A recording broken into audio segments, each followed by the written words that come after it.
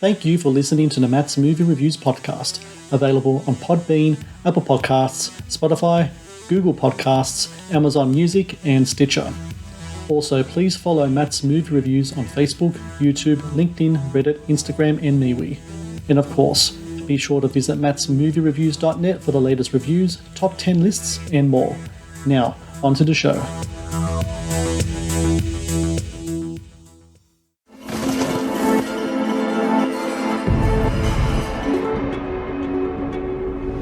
Look, someone's messing with us, harassing the pickers. Harvest just started and people are leaving left and right. You could help us, Sloan. Please. Welcome back to Santa Lucia, where it always smells like sour grapes. Any idea who's behind it? There's so many people in this town who wish we were invisible. This is Dulce. She's my right hand around here. Gotta be careful, there's a lot of fuel for a fire out here. Hey, have you seen Dulce? I'm looking for Dulce. She's a sweet kid. She's kind of a magnet for trouble, though. Commercial housing and residential neighborhoods do not mix. You think someone started it? I know an accelerated fire when I see one. This is about safety. Hey, what are you playing at, girl? This is a residential neighborhood.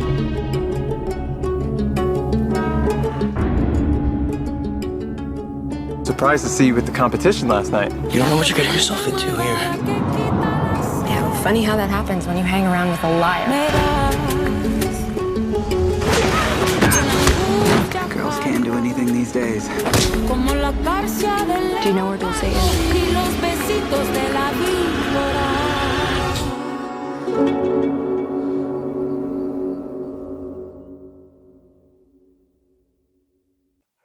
Hello and welcome to the Matt's Movie Reviews podcast. I am your host, Matthew Pejkovic, and this is episode number 429. Releasing April 21 on video on demand is Brut Force, a neo-noir set in California wine country, where journalist Sloan Sawyer investigates reports of someone harassing vineyard workers in her hometown. A beautifully crafted and portrayed crime mystery that delves into themes of class, race, and territory. Brut Force also marks the feature film debut of writer and director Eve Symington. And Eve, I'm so very happy to say that you're joining me now on the podcast. How are you today? Doing very well. Thank you for having me.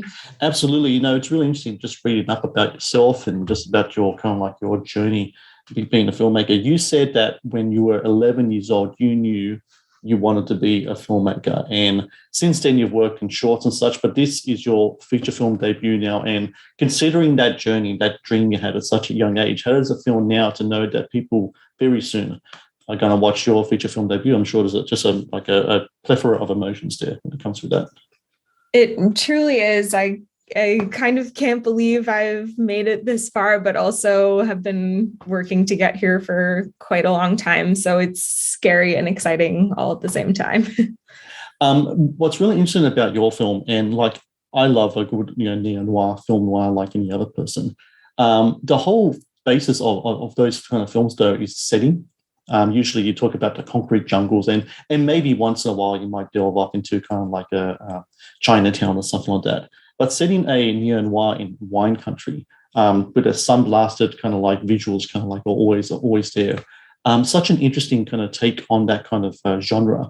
Where did you come up with the idea to kind of base this kind of story in that setting? What was it about that setting in particular, the vineyards in California that really kind of spoke to you as a great place to set this story?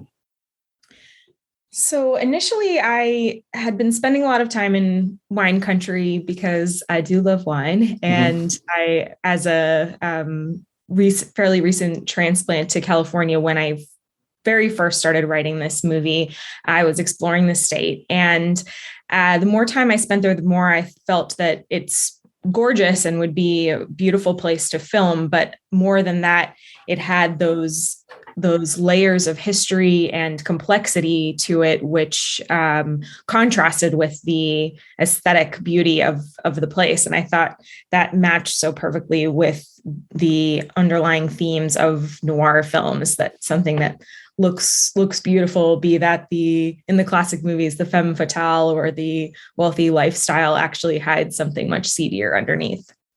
It was interesting about the whole story and kind of like the themes that it delves into, especially in regards to territory and class and race, etc., is like I never thought that considering what wine country is and the kind of like the veneer of it, that when you kind of dig into the soil there, you kind of unearth this past. And I think this is true of any kind of like, Western country you're going to delve into kind of like these themes. Here in Australia, we definitely have fun things dealing with that stuff, especially regards to the territory with our Indigenous people.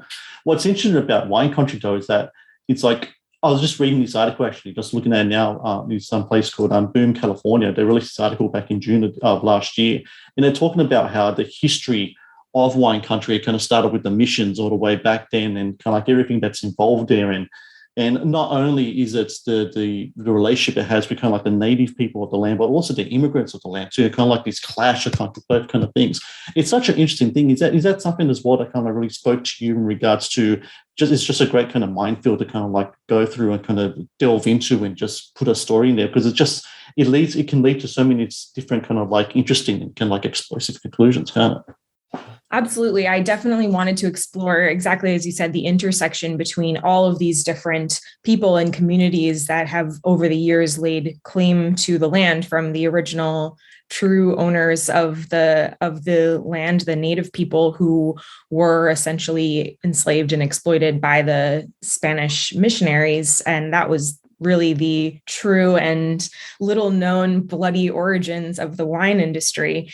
And now, as California deals with how to relate to the mostly immigrant farm worker population, who are chronically oppressed and underpaid, even though we desperately need them and need people to work the land. It's really interesting. And then there's people who are not part of those communities who have worked the land and owned land for decades and decades. So I think that everything is a gray area, which makes this so interesting to explore and to embody each of those communities within my characters, who are full of moral complexities and gray areas themselves.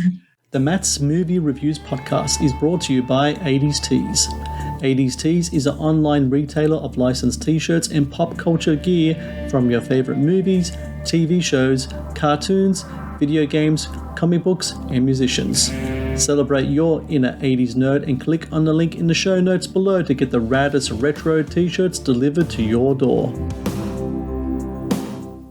The Matt's Movie Reviews podcast is brought to you by Loot Crate. Founded in 2012, Loot Crate is the worldwide leader in fan subscription boxes. Loot Crate partners with industry leaders in entertainment, gaming, sports, and pop culture to deliver monthly themed crates, produce interactive experiences in digital content, and film original video productions. No matter what you geek out about, Loot Crate has a subscription box for you. To get your very own exclusive collectibles, apparel, and gear delivered to your door, be sure to click on the link in the show notes below. The Matt's Movie Reviews podcast is brought to you by TeePublic. TeePublic is the world's largest marketplace for independent creators to sell their work on the highest quality merchandise. With over 1.2 million designs, TeePublic is sure to have something you love. Very much so. And what I love about Brut Force as well is that, every neo-noir needs that kind of protagonist, right? Usually it's a leading man, but in this case, we have the character of Sloane Sawyer, who's played by your sister, Lelia. Is it Lelia? Lelia. So fantastic in a role. She really brings, there's a number of things that she brings to this role that I just thought was really interesting. From first introduced to her in a kind of very kind of spectacular way, which kind of like the best way, I guess, you can be fired or resign from your job in a certain context. She brings a sass, intelligence. She like a really kind of like almost street smarts to kind of like her role as well, which is all the things you need for this kind of character, kind of sniff out the clues and see what's going on there. When putting together this character of Sloane, were you trying to were you looking at kind of like older representations of this type of version of character in older noirs and just wanting to kind of flip the script in sort of way? Or were you trying to really look at it as kind of make something a little more kind of original and it's kind of like just put a kind of like a kink in the cog, so to speak, of that kind of genre? So when I first started writing Sloane, I was definitely intending to gender flip the genre and have a female protagonist in a traditionally male role, and a younger woman at that as well. Yeah. And but I still wanted to retain a lot of the classic features of noir protagonists, the wit, the tendency to get mixed up in things that perhaps you shouldn't, the insatiable curiosity, and the tendency towards violence, which I think Sloane embodies that, and it also speaks to the larger themes of the movie. But I think that in a lot of classic noirs, the protagonists have sort of a wry detachment from the story. Maybe they get sucked into something romantically, but they don't necessarily have much of a backstory or much of an inner life. So that is something I definitely wanted to change here and add some additional dimensions to Sloane emotionally and in terms of her past, so that she can really go on a journey herself, even as the whole plot is unraveling. And the great thing about a protagonist in a noir film is they always have a great character name. I love the name Sloane Sawyer. It kind of just rolls off the tongue. It sounds really kind of like cool and badass, and it seems like, oh, I want to get to know this person more. Where did you come up with the name Sloane Sawyer? Because that's Sloane Sawyer. Gosh, I've been saying that name so much for so many years. Because it does. You can't get sick of it either. Sloane Sawyer. I love it. I really do. Well, thank you. I love it too.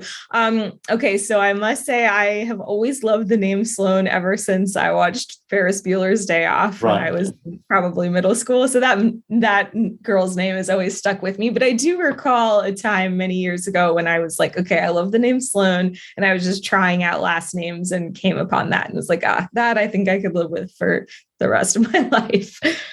And also interesting in regards to Sloane is that she has a particular set of binoculars in the film that I really took note of. Where did that come from? Is that something that your sister brought to the table? Is that something you guys have in your own? Do you own these binoculars? How do you come up with I do. Thank you for asking. So actually my grandparents gave me those. They're real opera glasses. I have no idea why they gave those to like a child, and I think I did use them once upon a time, but basically I knew that they were in my drawer, and when I was writing the movie and thinking about her spying, they just popped into my head, and I was like, well, I already own that prop, and I think those could be visually striking, so I threw those in. They definitely were. I really took note of them when I first saw it. I want to talk about Tyler Posey, who's in your film, and a lot of people know his work from, of course, the Teen Wolf TV show and other movies as well. He plays Tico Reyes. Essentially, he's the femme fatale of the film, isn't he? He's kind of like the person that comes out of nowhere, mysterious, the seductor. It's such an interesting role. What was it like working with Tyler, and how important is it to have a name like that in an independent production? Because there's one thing to get your film made, but distribution comes with it as well. I'm sure having a name like Tyler Posey on your movie kind of helps a lot of ways in kind of like getting the film out there.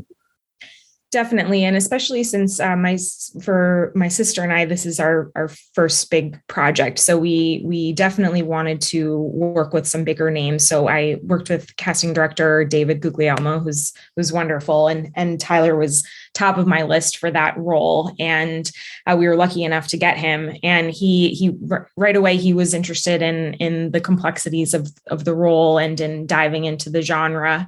And yeah, he came out to our little production and really dove in. And honestly, he was great to work with. He's very playful and fun loving, but as soon as the camera starts rolling, he's in it, and he's a real pro. He's been doing this for a really long time. And yeah, it was really fun to work with him. He was just as excited to mold the character with me as I was.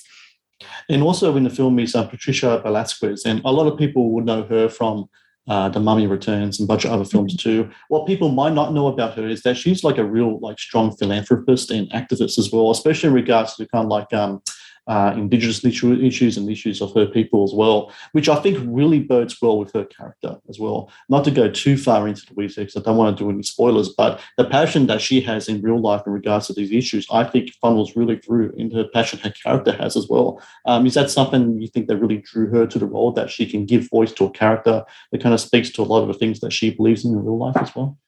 Definitely. It was really important to me when casting to look at someone who had a personal connection to this role, especially since she's supposed to be the character is a woman who has both Indigenous and Latino roots.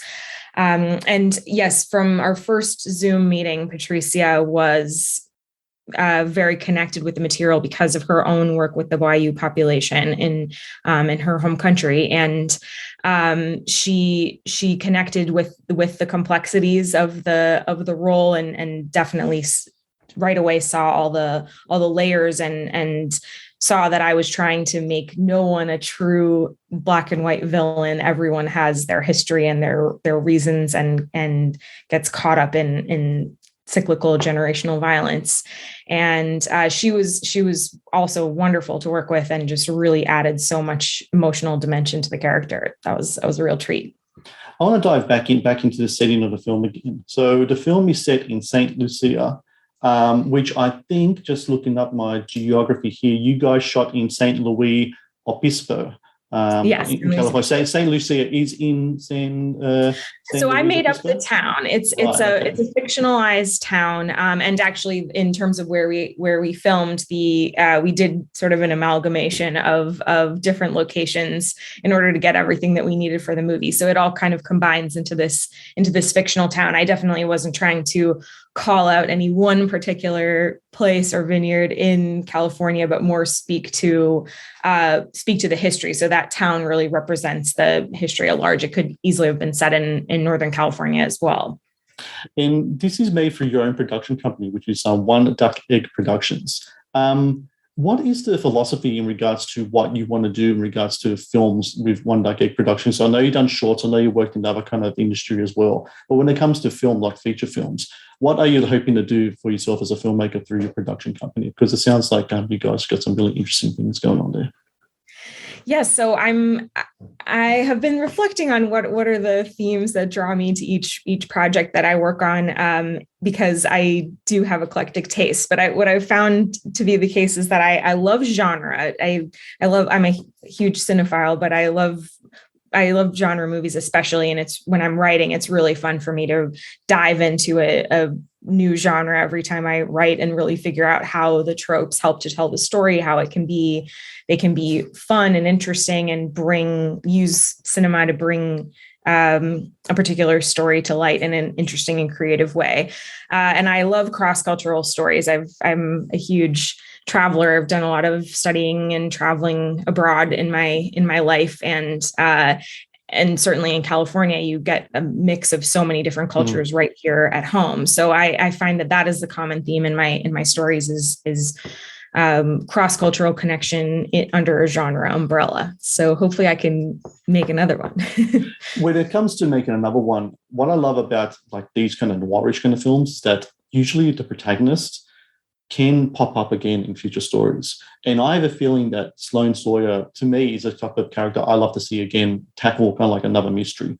Is there any thoughts whatsoever? And of course, a lot of it depends on the success of what Brut Force does. And by all accounts, I think it's a great film, and everyone out there listening should watch it and really get this word of mouth out there, because it's a fantastic movie. But when it comes to Sloane herself, can you foresee further adventures, further shenanigans, further mysteries to be solved in regards to her character? I could definitely see it. It would be so much fun to do another Sloane movie. She's definitely the kind of character who can drop into different environments and figure things out. So that would be really fun. I also have, of the folks who've seen the movie, everybody loves Officer Jerry, played by Chase Mullen. So everyone wants a Jerry spinoff. That would be interesting, actually. Officer Jerry spinoff. You don't really see kind of like bicycle cops do in movies so much, like wearing bicycle cops with the moustache and everything. Yeah, it would be the comedic spinoff. I think so. Yeah, if anything, it could be like a web series as well. You never know. Yeah, so many possibilities. Definitely. But for everyone listening out there, Brut Force releases April 21, video on demand. I really highly recommend people check this film because I really enjoyed it. I found that when I was watching it, I was just getting more engrossed in it as I was watching, and just what your sister Lilia does with the film as well. I think she was just fantastic. She has a great presence on screen, and I think she's going to do great stuff. And I think you will as well, Eve. And I thank you so very much for your time. And if you get another film out there, man, I'd love to talk to you again because it's been a pleasure today, and I love Brut Force. I really did. Thank you so much for your kind words. I really appreciate it. Thank you for watching the Matt's Movie Reviews channel. Please subscribe for more reviews, podcast interviews, and exclusive content. Also, If you would like to request a review and support my work, please join my Patreon via the link in the description below.